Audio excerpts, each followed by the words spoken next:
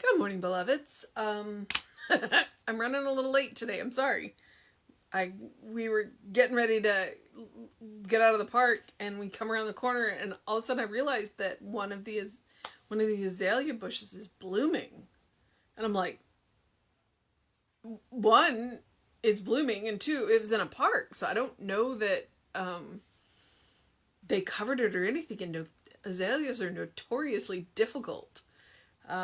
You look at them wrong and they'll just not. And it was blooming. It was one of the light pink ones. It was really pretty. So it kind of gives me hope for some of the other ones around. But yeah, it was an interesting day in the park. The Blue Jays were being just, I don't know. Like, they were flying around with us, they were talking to us, they were talking about us, but they weren't terribly interested in the peanuts until they were. And then you were just like, and the problem with taking pictures of birds is it's really hard. They're fast. They're very fast. And I got at least one picture of just ground. Just ground. No bird. So, but it's fun. And there was a bluebird in the park. The only problem is I think that the angle in the light, I don't think you're going to be able to tell that it's a bluebird. I don't know. We'll see. But the trees are starting to leaf out. Some of the trees are completely in bloom. I mean, spring is definitely here. 3 weeks from an Arctic blast. All right, it is March 13th. Our title is Forgivingness. It is only when we have completely forgiven others that we can get a clearance in our own minds, for we are judged by the judgment with which we judge.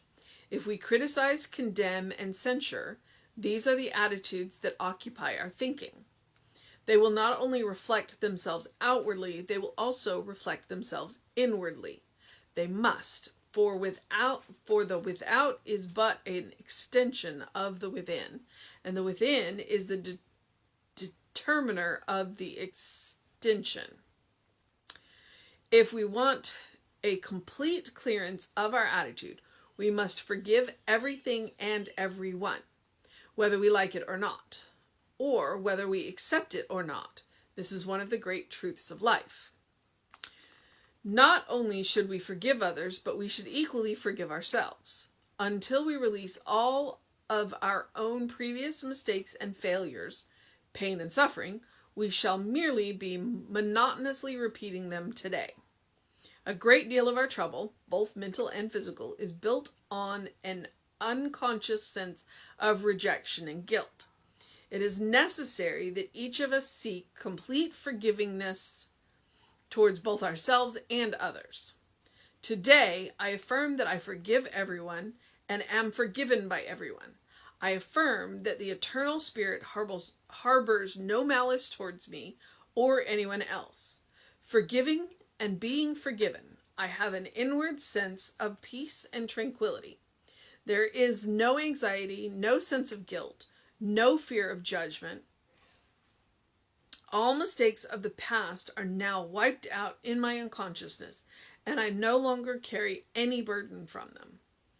I look forward to the future with joy, in peace and gladness, and live in the present moment with the inner assurance of being one with all life.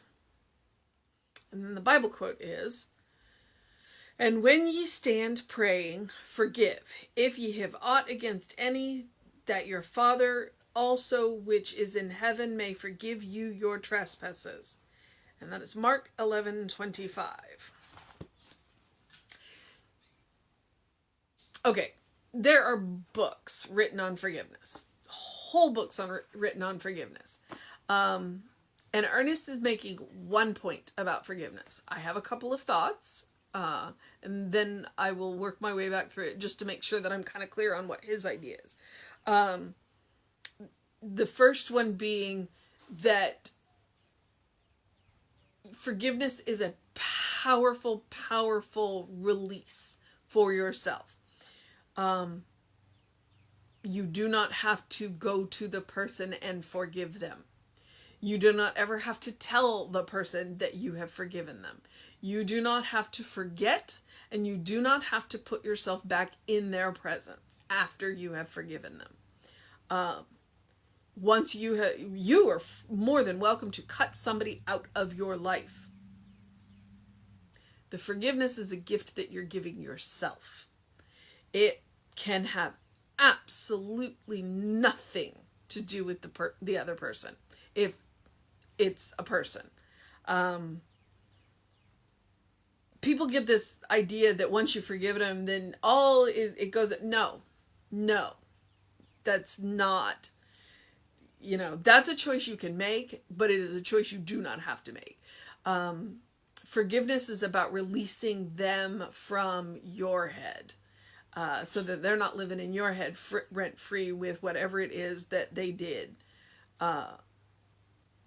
So yeah, I just want to put that out there right now before we get into forgiveness.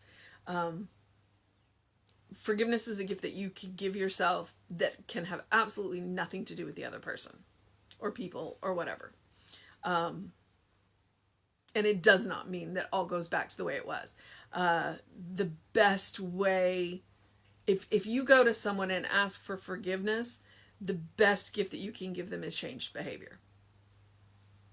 So, and the same with yourself. If you need to forgive yourself for something, then the best gift that you can give yourself is changed behavior. And if the person that you are granting forgiveness to does not change their behavior, they have no business in your life. So I'm just going to be straight up honest with you about that. And I think that's one of those things that you will see where me being a woman definitely changes my interpretations. It's like, no, I'm not going to put myself in that position again.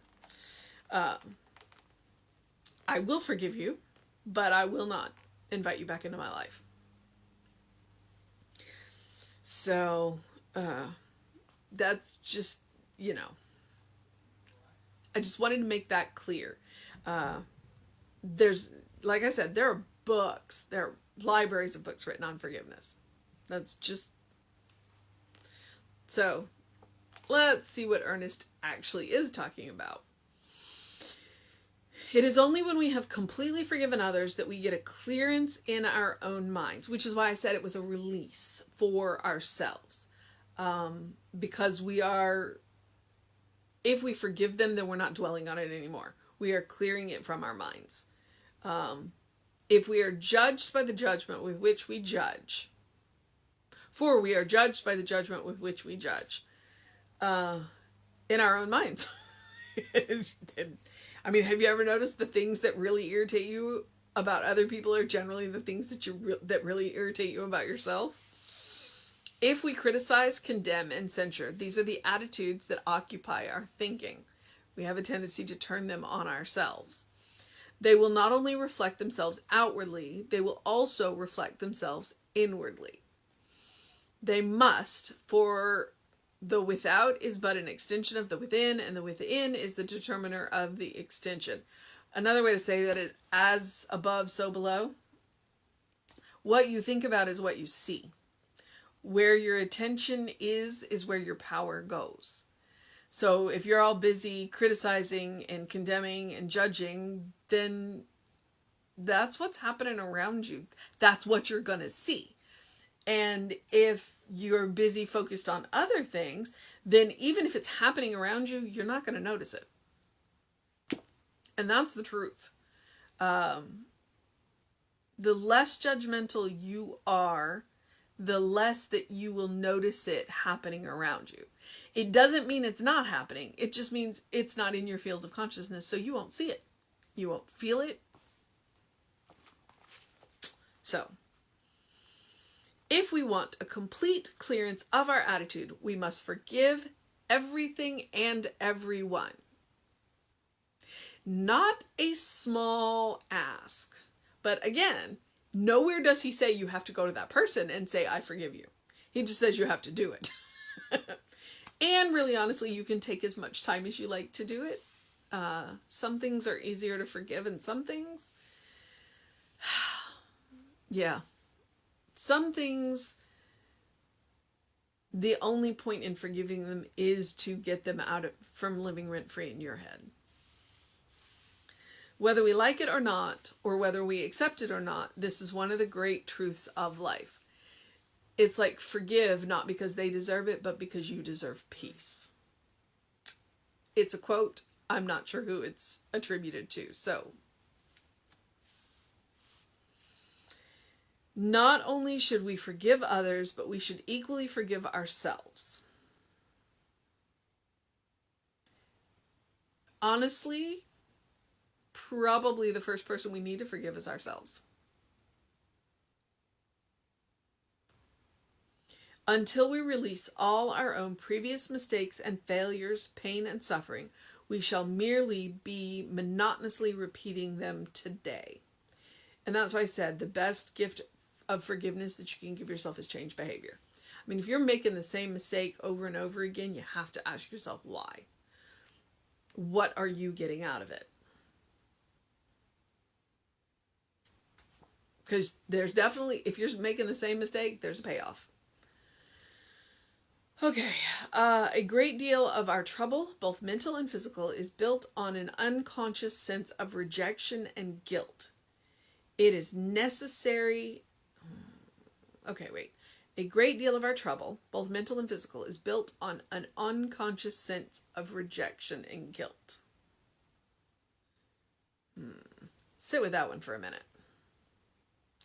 It is necessary that each of us seek complete forgivingness towards both ourselves and others. That doesn't mean that you have to go and ask for forgiveness. In recovery, because some of my good teachers have been in recovery,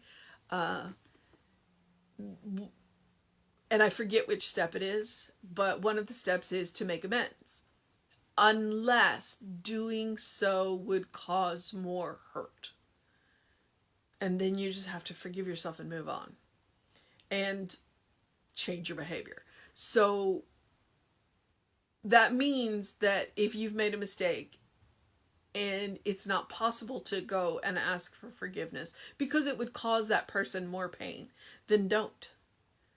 But forgive yourself and move on. And again, change behavior. Learn from your mistakes, forgive yourself, and move on. All right. Today I affirm that I forgive everyone and am forgiven by everyone. I affirm that the eternal spirit harbors no malice towards me or anyone else. Then that's true. We are capable of judgment, and this is a theory that I got from Reverend Jesse. We are capable of judgment because we create the illusion of separation. But God cannot judge, because to judge you have to put something outside of yourself, and nothing is outside of God. And that is why God cannot judge. Not that God will not judge, but God cannot judge. And when he said that, I was like, I get it. We have the illusion of separation, that we're separate entities, that we are distinct entities because of the material, the matter.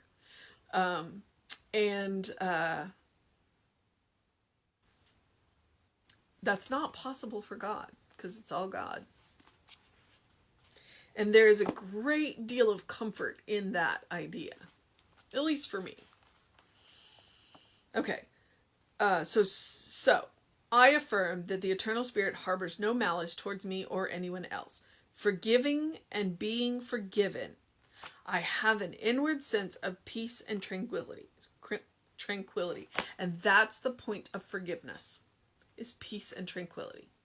You forgive others for your peace of mind. And like I said, doesn't have to involve the other person at all. That forgiveness does not. Because if that would cause more harm and more pain, then there's no point. but you can forgive them in your mind. You can forgive them in your heart, and you can move on. And you can forget. You can forget. I love the phrase forgive and forget. And you're like, I don't want to forgive and forget. But I'll put it this way. Forgive them and forget them. They don't have to be a part of your life anymore. And then that way you don't set yourself up to have the same thing happen again. So that phrase, forgive and forget, can literally be forget them from your life. All right. I have an inward sense of peace and tranquility. Apparently I'm going to say that one a couple of times today. There is no anxiety, no sense of guilt, no fear of judgment. All mistakes of the past are now wiped out of my consciousness, and I no longer carry any burden from them. And the easiest way to do that is to change my behavior so I don't make the same mistakes again. And then I don't have to worry about it. I look forward to the future with joy, in peace and gladness, and live in the present with an inner assurance of being one with all life. All right.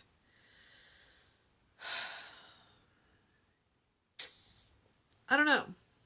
Forgiveness is, like I said, entire libraries written on forgiveness.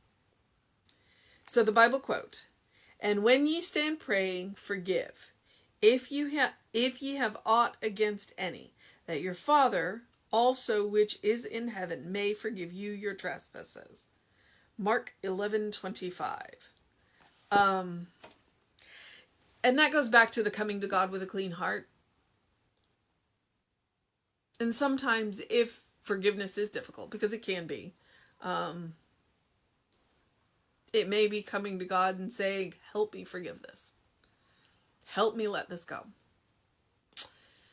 So, all right, that's what Ernest has to say about forgiveness. That's what I think about forgiveness. That is my take on it. And it is a powerful act. And it can be a powerful act of kindness, compassion, and love for yourself. And it doesn't, like I said, doesn't have to involve anybody else other than just you. So, that's my time. But, as always, I'm going to encourage you to do something loving for yourself, do something kind for yourself, do something compassionate for yourself today and every day. Because you're a beloved child of God, and you deserve it. You deserve it. All right. Oh, I guess I didn't want to do a mission today. Our mission, should we choose to accept it, is to affirm that we forgive everyone and are forgiven by everyone.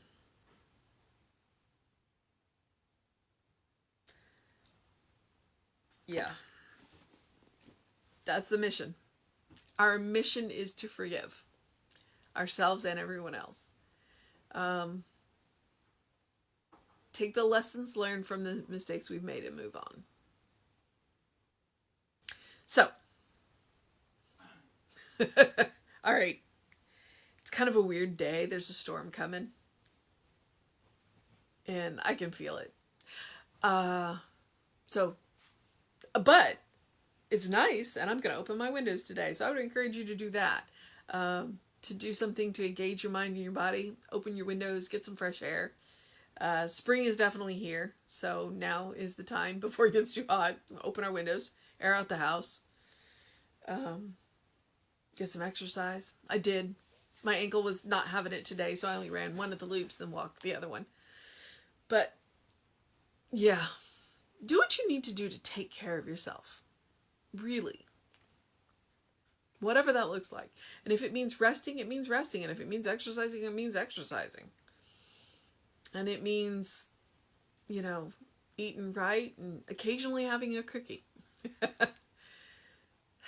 All right, beloveds. It's Saturday. That means that Reverend David should be on with you around 5. on Facebook Live. I'll be back with you at 9 a.m. and we will have an amazing service for you on Facebook Live at 11 tomorrow. And until then, open the windows of your soul. Allow the breath of heaven to remind you that you do live in heaven now. Look for the good. The more good you look for, the more you'll see. The more you see, the more there'll be. And that's just the way the world works. All right, beloveds. Have a wonderful day. I'll see you tomorrow. And yeah.